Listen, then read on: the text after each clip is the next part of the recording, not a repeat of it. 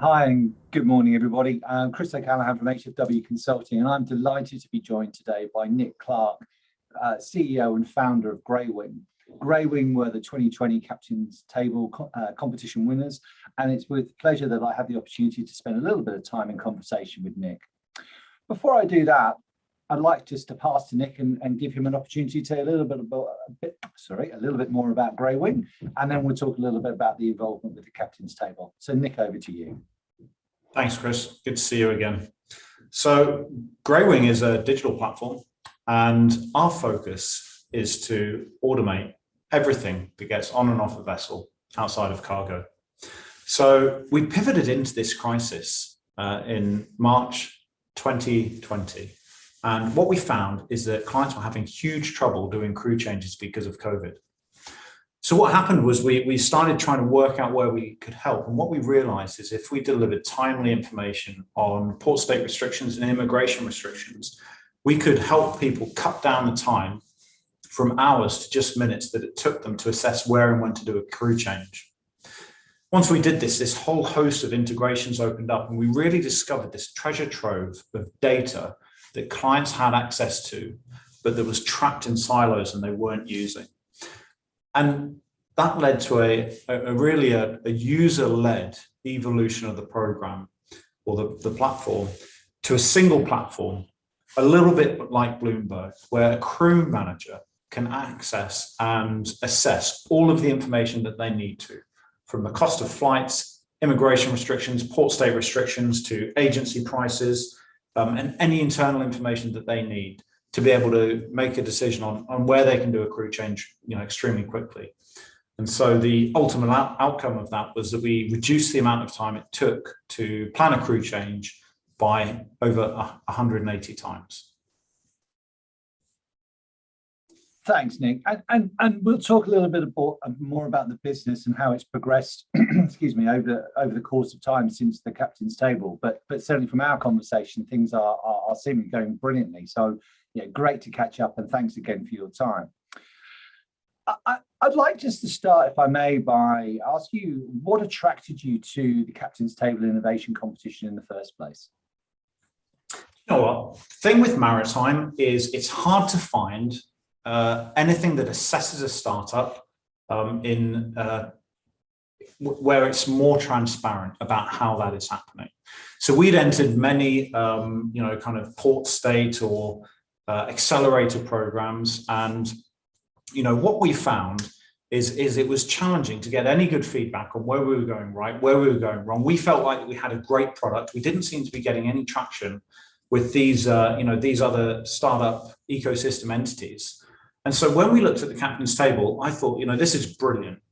We're going to get to stand up for 5 minutes, tell everyone about our story, tell them where we've come from, what we've done, and what we've been working on. And I really felt like it enabled you to really get to market and reach, the customers or the audience, if you like, in a way that was clear cut. It was transparent, and you performed as you did on the day, and that was the end of it. So I think that's what we like most about the Captain's Table, is that it was a pitch event, that has that sense of competition, and we could just turn up. Thank you. And it's interesting, isn't it, that turn up and do your best piece is key, and it's something we see. We're now in our 3rd year, and it's something really exciting because you get that real momentum, that buzz with people, and you see that in the finals as we get to that point in time. And it's the finals I'm curious about next, Nick, if I may. Just tell me a little bit about the journey and your experiences from applying through to the finals, which were, a simultaneous broadcast last year for obvious reasons. So the application, it was pretty straightforward. And if you're a startup, you've done 110 applications, you're probably doing one as you speak, and one as I speak. So, from our perspective, it was really all down to me, because once we got into the Captain's Table, what I didn't really appreciate was that as the person that's going to be pitching the product, I needed to be attending all of the sessions where we were going through training, we were getting feedback, we were doing test presentations, and it was, you know, it was actually a significant time commitment because I'd finish my work, you know, in Singapore, you know, around 6 o'clock, and then I'd be straight into 2 or 3 hours of lectures with Captain's Table, 2 to 3 times a week. And it was brilliant because it really opened my eyes to a higher level of pitching, to, you know, to what I'd been used to. And there were some very basic things that I was getting wrong that I wouldn't have understood until I saw how more talented or more experienced, to be honest, I don't think it was talent, I think it was experience, and it was a specific set of lessons and training instructions that I received that really helped me to raise my game. And I'm definitely one of those people who prior to the Captain's Table would have said, well, I can turn up, I can give a pitch, no problem, you know, I'll be fine. I can always make that happen. But what I realized is that I had a long way to go. And there was a lot of information and, you know, clear-cut directions that, you know, I was able to get from the Captain's Table to improve my game. Mm. And so, you know, it was really all about that. And then, you know, the challenge of setting up a you know, a kind of digital workspace.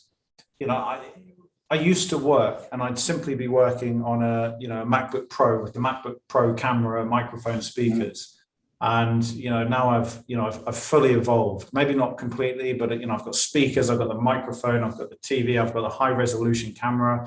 You can't see it, but, you know, I've got the green screen. So all of these little things, which before I just, you know, I thought maybe I need those if I'm on a podcast. They don't really seem that important, but actually they've really improved my ability to, you know, to pitch, to get the message across. And I mean, the crazy thing is at the end of the Captain's Table, I was speaking to someone and they said, we could just hear you so clearly.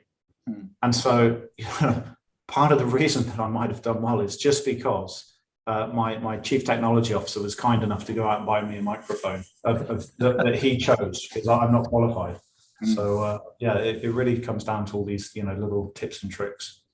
Brilliant.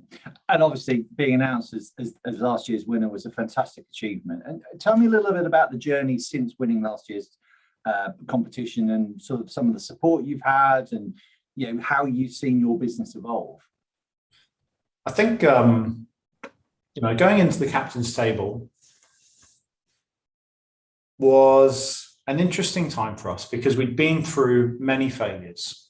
We'd, you know, all right, we'd come out of an incubator, we'd got a bit of seed funding, we'd been lined up for a local, you know, kind of tech incubator. I won't say which one it was, and they were going to take us on, but some investors coming in had said to us, well, don't go there, we're going to fund you, it's going to be okay. And then at the last moment, they withdrew their term sheet. You know, we had all these crises going on. So by the time we got to the Captain's Table, we'd kind of been redlining it hard for probably about 14 months. And we pulled together a product. It was beginning to work. We had some great clients coming on board. You know, we could really see that we were kind of, you know, beginning to get our head above the trees, if you like, for a bit of awareness of what was going on.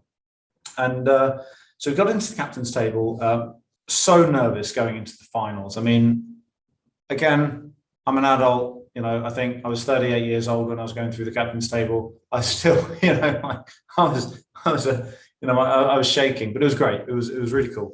And, you know, then we came out of that. We'd applied to Y Combinator during the Captain's Table.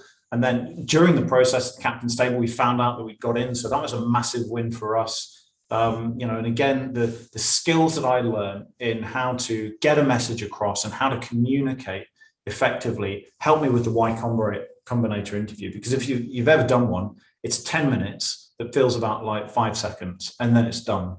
And so being able to summarize and clearly communicate a concise message was, you know, one of the biggest takeaways that I got from the Captain's Table that helped us move on into other places. So we, you know, came out of the Captain's Table. You know, that was great. Many of the people who had sponsored the Captain's Table had follow-up calls with us. None of them have come on as customers, but to be fair to them, some are still in the pipeline. We're still having those conversations. And some of them, we haven't brought them on as customers through choice because their dominant crew are Chinese and we don't feel we can serve that market well yet. So, you know, it's a kind of a decision that we made to serve the customer the best, to go back when we can. And then, yeah, went into Y Combinator. That was really successful, had a multi-million-dollar raise coming out of that as our seed round. You know, got all these incredible investors. We've begun to build our team. And, you know, the biggest privilege, I think, as a, you know, non-technical CEO or maybe just as a CEO, you know, is that we've been able to bring in all of these really talented people. And, you know, often I'm hiring someone and I'm convinced they're going to take my job. And it's the best feeling to be able to assemble a team of people where, you know, you're humbled by their ability. So, yeah, I think we've just seen the business continue to grow, seen recruitment continue to improve. And, you know, now as I sit here, the amount of work that we've done and, you know, the kind of scale of the business now is so much greater than it was when we went into the captain's table.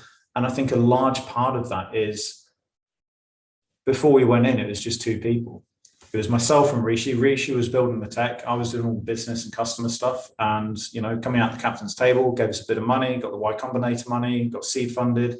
And now we're in a position where we can really get to market and build our dreams. So, yeah, I don't know if that kind of covers it, but that's how life has been since the captain's table. And that's great to hear. So one word, busy, clearly, but it sounds like the captain's table has been what you needed, almost that. I don't want to use the expression a shot in the arm in this day and age, but actually it still works for what it is. It's that momentum to get you going, to get you to a position now, which sounds like a very, you know, very strong one. I've got one final question, Nick, for you, if I may. We're looking to, you know, close applications for this year, and again, it's been, you know, incredibly interesting and really exciting to see some of the innovations and the ideas that are coming through for this year's competition.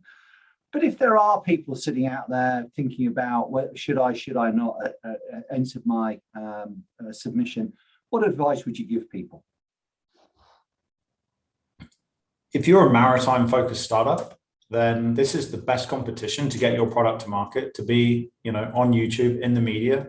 And the biggest advantage of the captain's table is that any investor, any client, any stakeholder within your business can go back, watch the YouTube video, and they can look at industry veterans dissecting your business to assess the validity of your business model.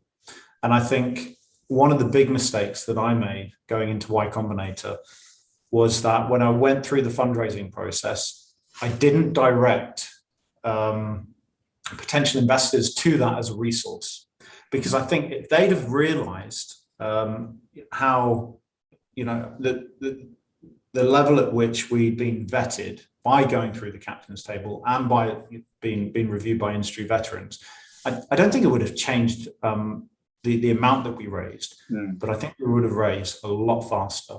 And so that's probably, you know, my best tip. Go in, win the captain's table, give the video to investors, and then just give them a safe note and call it a day. Brilliant. Nick, thank you very much. Conscious I've taken a lot of your time, but really do appreciate your inputs and sharing your insights and experiences at the captain's table. Thank you again, and look forward to catching up with you again soon. I look forward to hearing and seeing final applications for this year's competition. Many thanks. Awesome. Thanks, Chris. Good to see you.